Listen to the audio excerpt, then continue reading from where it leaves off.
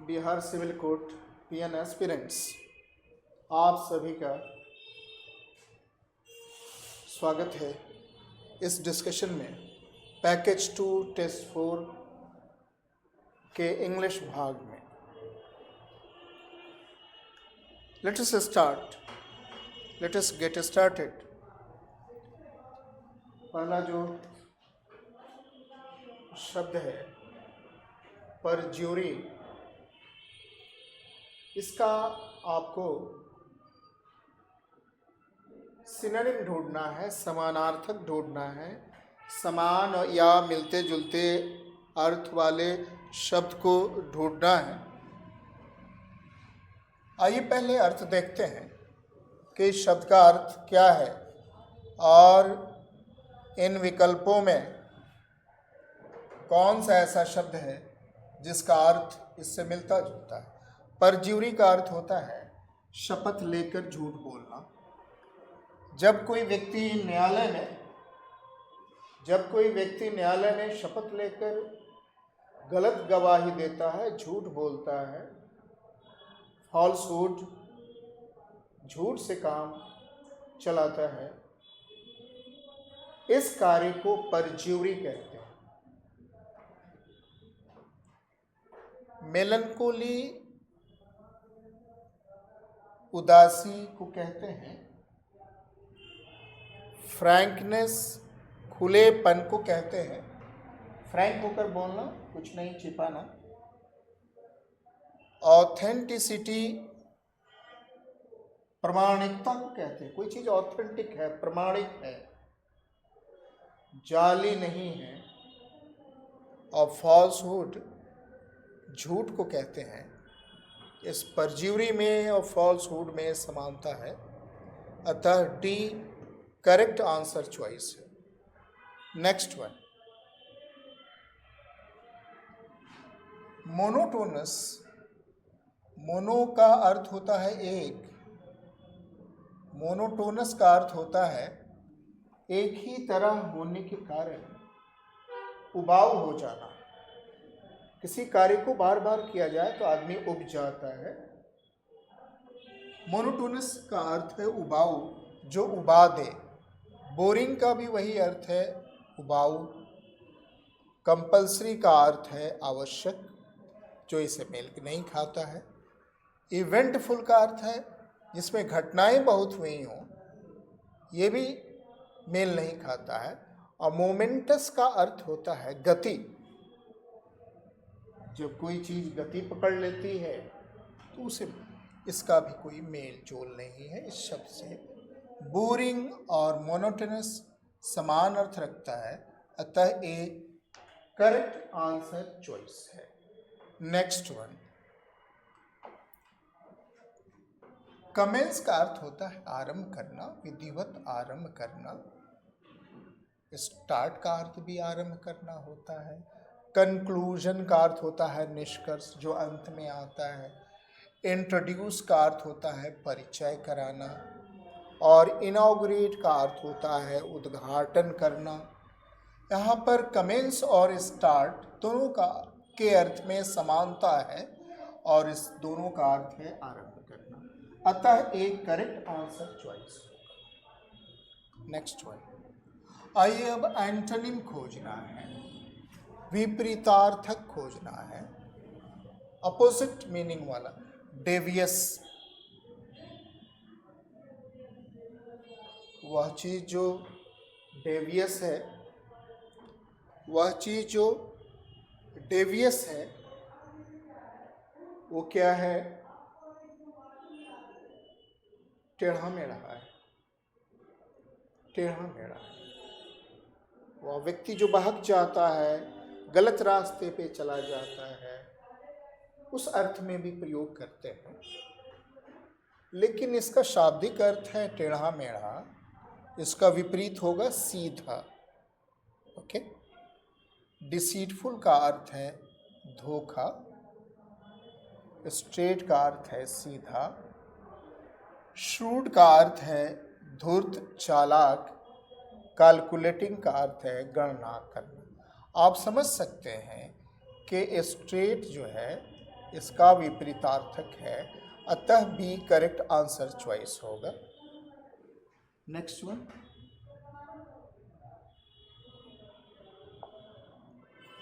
देखिए वॉलंटरी का क्या अर्थ होता है। वॉलंटरी का अर्थ होता है स्वयं सेवा। जब कोई सेवा आप किसी दल को या किसी संगठन को आप सेवा प्रदान करते हैं, किसी सामाजिक संस्था को, और वो किसी बाध्यता के कारण नहीं होता है, आपने स्वेच्छा से करते हैं, तो ऐसे कार्यों को वॉलंटरी कहते हैं, वॉलंटरी। और जब कभी कभी ऐसा होता है कि कोई कार्य आप बाध्य होते हैं करने को, ऐसे कार्यों को के लिए कई शब्द हैं, जिसमें ऑब्लिगेटरी है, मैंडेटरी है इत्यादि। ऑप्शनल का अर्थ होता है वैकल्पिक। वॉलंटरी आपको विपरीतार्थक खोजना है। अनकम्पेल्ड का अर्थ है जिसको मजबूर नहीं किया गया है। डिस्क्रिशनल का अर्थ है कि स्वयं निर्णय लिया जाए, लेकिन आपको विपरीतार्थक खोजना है। मैंडेटरी का अर्थ है आवश्यक, आवश्यक सेवा। अगर कहा जाए सेवा के साथ जोड़कर मैंडेटरी। वॉलंटरी क्या है? स्वयं सेवा, स्वेच्छा से जो कार्य करते हैं वो वॉलंटरी है, और स्वेच्छा से नहीं करते हैं वो मैंडेटरी है, जो आवश्यक होता है। सी करेक्ट आंसर चॉइस होगा, इसका विपरीतार्थक है।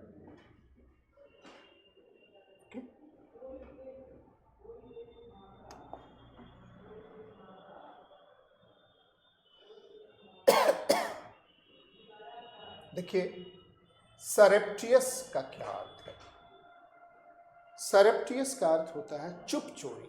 जैसे कोई कमरे में इतना धीमे कदमों से आए कि आपको उसका आभास नहीं हो, एहसास नहीं हो, एकदम चुप चोरी जो आता है, इसे कहते हैं चुप चोरी कमरे में प्रवेश कर गया, ऐसे को कहते हैं, ऐसे आने को सरप्टियस कहते हैं। चुप चोरी काम किया जाए, कोई काम चुप चोरी हो वो सरप्टियस है। स्लो धीमा है, मेल नहीं खाता है। लेजी सुस्त है, मेल नहीं खाता है। सीक्रेट इसका सिनोनिम है, अतः ये विकल्प नहीं हो सकता है। और ओपन खुला इसका विपरीतार्थक है, अतः ओपन विपरीतार्थक हो जाए, और यही विकल्प सही होगा। नेक्स्ट आइए, ये इडियम्स है, मुहावरा है, टू एंड फ्रो। जैसे कोई व्यक्ति पटना से दिल्ली जाता है, सॉरी पटना टू दिल्ली जाता है, ओके, तो इसका अर्थ हुआ पटना से दिल्ली गया, ओके, और फिर ये है कि दिल्ली से पटना आया। ऐसे को के लिए किस शब्द का प्रयोग होगा वो देखा जाए। यहाँ से वहाँ, वहाँ से यहाँ। ओवर देयर कि इसका अर्थ है केवल वहाँ। अप एंड डाउन इसका अर्थ है एक बिंदु से दूसरी बिंदु तक जाना और दूसरे बिंदु से इस बिंदु पे आना। ऑल राउंड चारों ओर नहीं होगा, ये भी नहीं होगा। यहाँ सॉरी, इसका अर्थ है एक स्थान से दूसरे, to and fro, here and there, okay. Next one, rat race, चूहे की दौड़। शाब्दिक रूप से तो चूहे का दौड़ है, दौड़ की दौड़ है, लेकिन इसका मार्मिक अर्थ जो है, इसका इस ईडियम का वास्तविक अर्थ है एक ऐसी प्रतियोगिता जो बहुत ही कहिए कि इंटेंस है, बहुत ही तीव्र है। ऐसी प्रतियोगिता को जिसे हम हिंदी में गला काट प्रतियोगिता भी कह सकते हैं, ऐसे को हम रैट रेस कहते हैं, है ना। ये हो गया। फियर्स कंपटीशन होना चाहिए, फियर्स कंपटीशन होना चाहिए, यानी कि तीव्र प्रतियोगिता, बड़ी गलाकाट प्रतियोगिता। सी करेक्ट आंसर चॉइस होगा। इन शब्दों में कोई अर्थ नहीं है मिलता जुलता। Rats running in search of food, और परफेक्ट कंपटीशन, पूर्ण प्रतियोगिता। मोनोपोलिस्टिक कंपटीशन का अर्थ है एक तरफा प्रतियोगिता, जो इसका एकदम विपरीत है, इसलिए कोई मेल नहीं खाता है। सी करेक्ट आंसर चॉइस होगा। नेक्स्ट वन,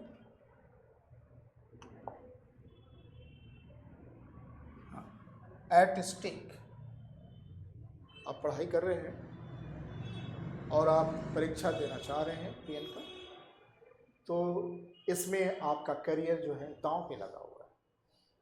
आपकी महत्वाकांक्षा है यहाँ तक पहुँचना। आपने फॉर्म भर दिया है, परीक्षा की तैयारी कर रहे हैं, इस क्रम में ये वीडियो भी देख रहे हैं। आप कह सकते हैं, कोई कह सकता है कि आपका भविष्य दांव पे है। दांव पर होना एट स्टेक। कहीं पे आप पैसा लगा देते हैं किसी शेयर में, तो वहाँ पे आपका हित दांव पे होता है। ऑन द बोर्ड, बोर्ड में, इन कन्फ्यूजन, भ्रम में, इन अ सेफ पोजीशन, सुरक्षित, ऐसा नहीं है, असल में खतरे में है ये, इससे मेलजोल खा रहा है। The C correct answer choice.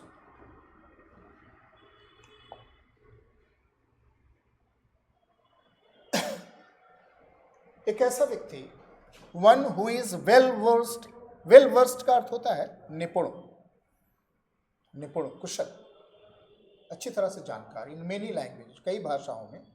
ऐसे व्यक्ति को, वर्बोस उस व्यक्ति को कहते हैं जो बहुत बोलता है।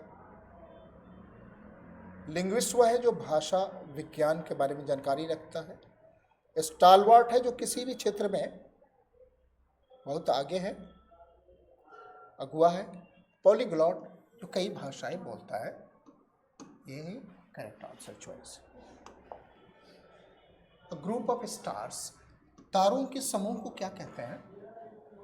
जैसा कि आप जानते हैं, तारों के समूह को कॉन्स्टेलेशन कहते हैं। तारों के समूह को कॉन्स्टेलेशन कहते हैं।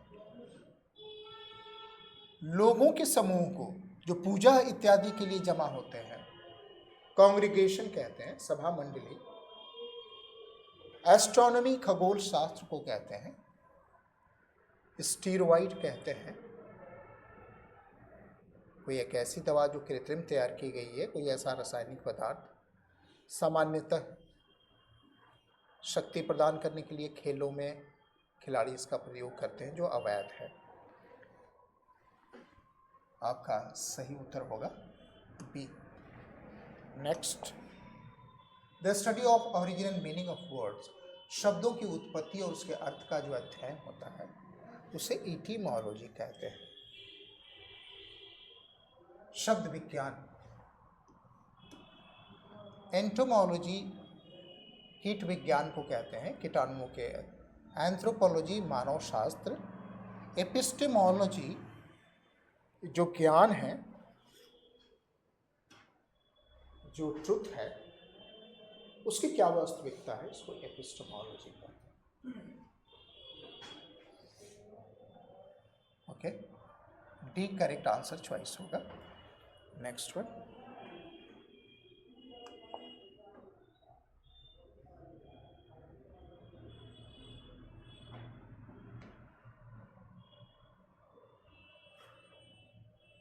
सकम का अर्थ होता है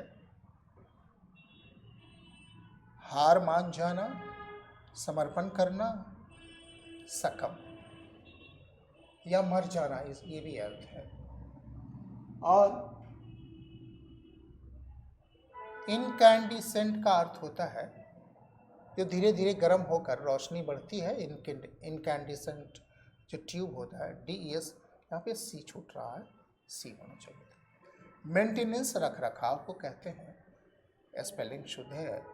और फ्लोरोसेंट कहते हैं एक प्रकार का ये रोशनी है, इसे फ्लोरोसेंट कहते हैं। आलिमनी होता है, इसमें सिंगल एल होता है। इसका अर्थ होता है जब किसी पति के द्वारा या पत्नी के द्वारा अपने पूर्व